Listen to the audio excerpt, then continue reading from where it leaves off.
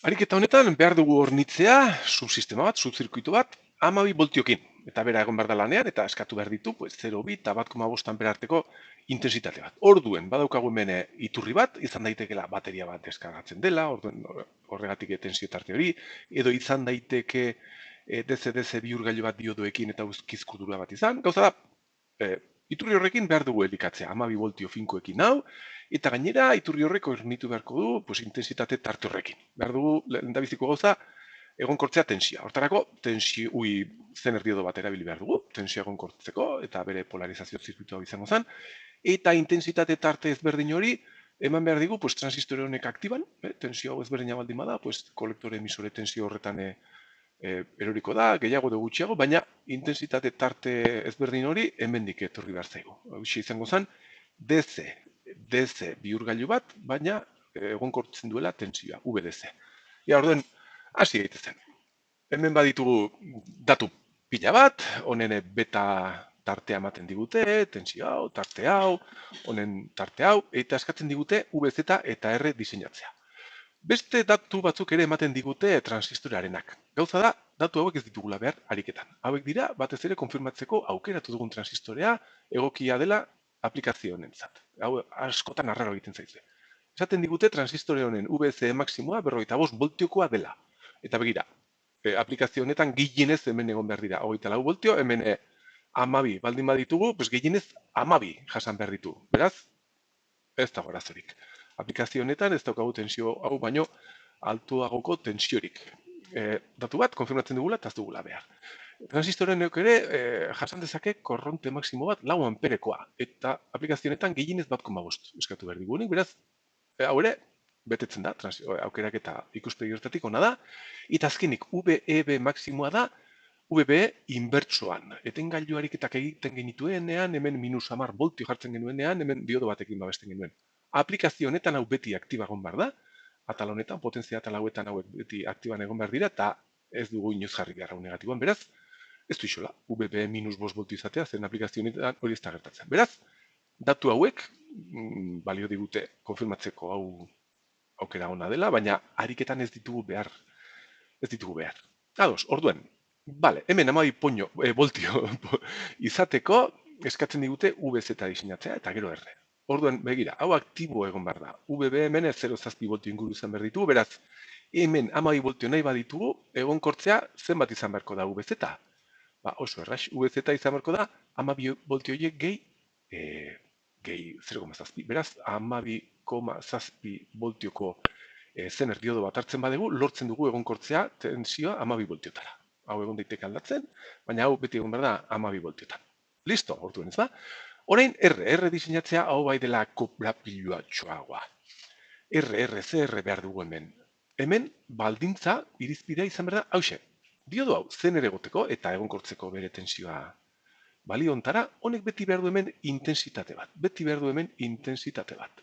IZ, muturretik sartuta, zener intensitatea positiboa izan beharko da. Zener egoteko eta sistema honek horrelaxe funtzionatzeko. Beraz, hau hartu behar dugu baldintza diseinatzeko gure erresistentzia. Orduan, R hartu beharko dugu balio bat, onartzen duela gutxienez egoera okerrenean intensitate ikuspegitik hemen, intensitate hau izatea 0 baino altuagoa. Orduan, ia, zein da egoera okerrena intensitate ikuspegitik? Iturri hau, altua denean intensitate gehiago eman behar du. Eta bajua denean, intensitate gutxiago eman behar du. Beraz, intensitate honen ikuspegitik egoera okerrena, egoera okerrena, zener horrek intensitatea ez izateko, edo gutxiago izateko, da hauxe, VDC denean minimoa, VDC min. Kasu honetan, 18 voltio denean. Tensio bajoa dukaguna, intensitate gutxiago, beraz, resistentzia egon beharko da diseinatuta, intensitate hau 0 baino aldu hau izateko. Bero, zer gehiago gertatu daiteke? Hemendik, honek eskatzen badu intensitate asko arutza eskatzen badu, orduen hemendik ari da kentzen.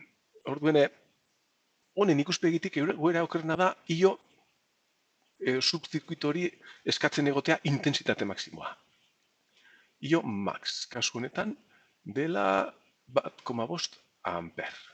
Hau baldin badago eskatzen maximoa eta hau baldin badago minimoan, hori da, egoera okerrena, hau diseinatzeko. Egoera okerren honetan diseinatu beharko dugu R, eta egoera horretan intensitate bat egon beharko da hemen. Gero hauek altuago baldin badago, eta hau txikiago baldin bada, gehiago egongo da, eta ez dago arazi. Baina egoera okerrena hause.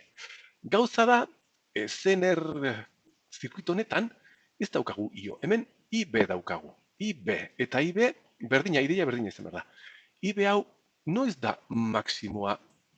IB hau noiz da maksimoa, noiz abil eskatzen intensitate maksimo bat honi.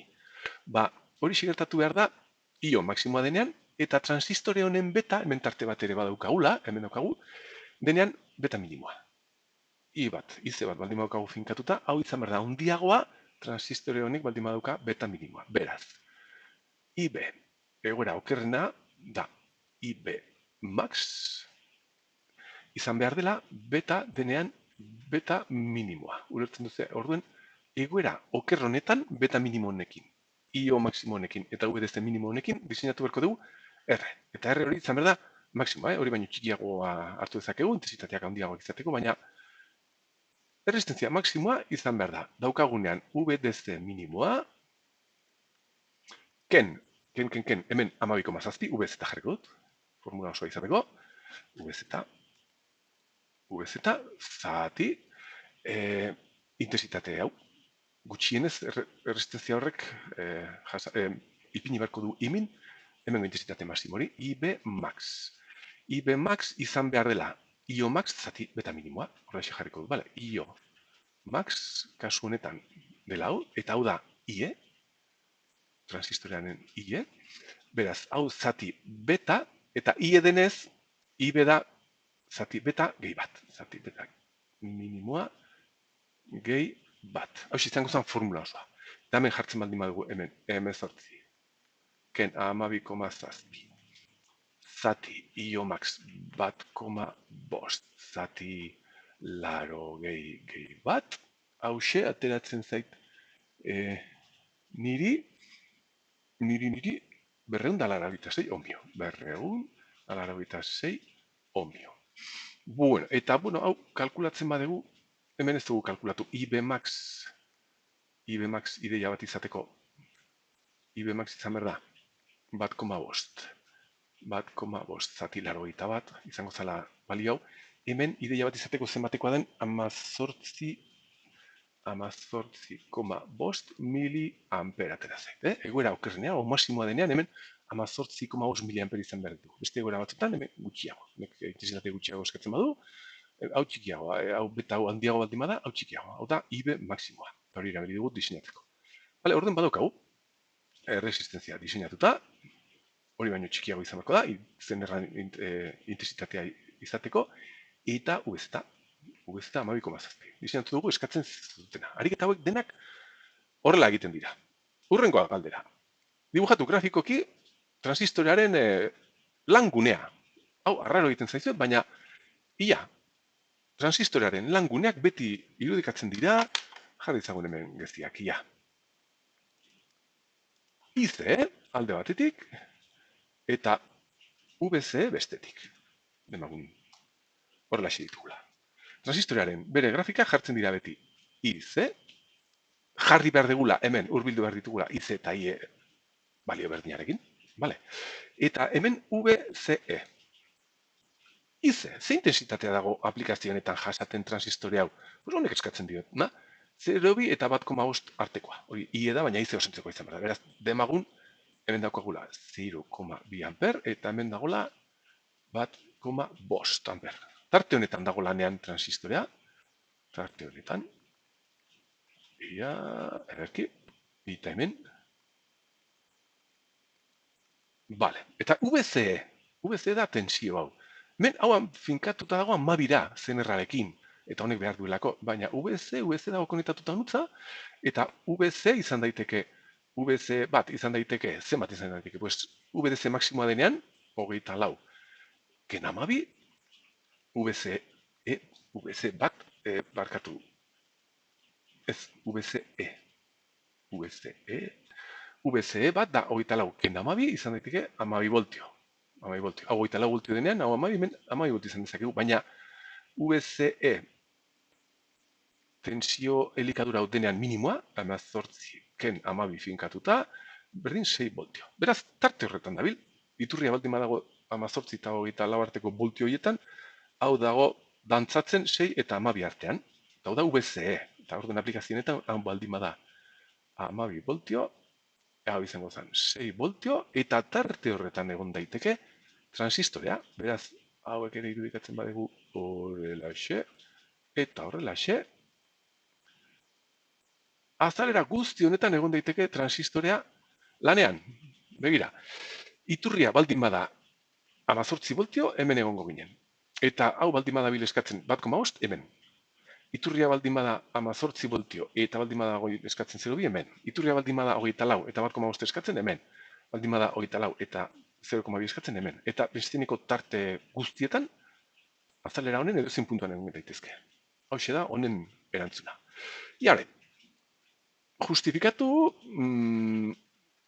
ze puntutan dago sistema hau bere errendimendu maksimoan. Errendimendua da, hemen, gastatzen ari garen potentzia, zati honek ematen duena. Orduen punto errendimendu berena izan behar da, honek gutxiena ematen duena eta honek bere maksimoa. Orden, kalkulatu ezagun honen potentzia, potentzia kalkulatu ezagun ia. Izango zen behatala. Kalkulatu dezagun potentzia hori, irterako intensitatea denean 1,5 amper. Kalkulatu ezagun irterako potentzia, hemen, eta hau izan behar da 12 voltio, finkatuta daudelako, bider 1,5, eta hau, ateratzen zaigu, 18 batio. Egora horretan, 1,5 amper dagoenean eskatzen, 18 batio dabil gastatzen. Eta hau, zer? Pues, begira, 1,5 amper guzti horiek iturri honek eman behar ditu. Iturri hau dabil ematen 1,5 horiek, gehi hemenik datozen miliamper batzuk. Orduen hauek ez ditut kontuan hartu behar. Zue kalkulatu dezakezu hemengo intensitateak zenbat diren, eta ikusiko duzue potentzia gutxian dute bostezura. Zeren hau biran miliamper batzuk, hau da 1,5 amper. Eta honek, iturri hau ematen ari den potentzia da horra zenatuta 1,5 amper horiek. Ia, eta honek noiz... Denean 24 voltio potentzia gehiago egon behar da ematen zenen 24 gehi 1,5, baina errendimenduaren ikuspegitik, hau denean 18, P1, hau da P0. P1, denean 18 voltio egon behar da potentzia gutxiago ematen. 18 bider 1,5, hau ateratzen zain di 27 batio, hau izango balitz 24, pues gehiago aterak behar zan, baina hauen arteko errendimendua, dala, hau, zati hau, kasunetan niri ateratzen zait 0,67 ingurukoa. Eta hau da, maksimoa. Hau altuago baldin bada, 24 voltiokoa, hau altuago izan behar da, orduen errendimendua txikiagoa. Azaldu, edo aztertu dezakegu ere bai, aztertu dezakegu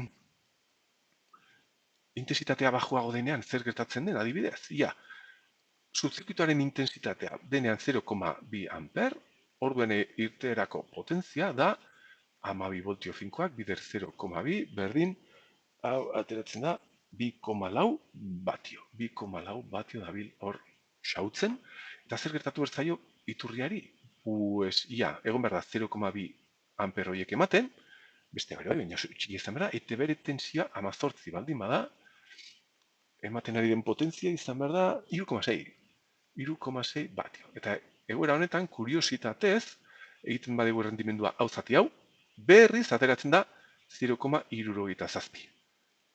Beraz, hemen ikusten dugu, iturri honen tensioa denean 18, orduen eraginkorragoa da sistema hau. Tensio altuago baldin bada, logikoki potentzia ere, ematen ari den potentzia altuago izan behar da. Altuago izan behar da, finkatuta dagolako tarte ontara.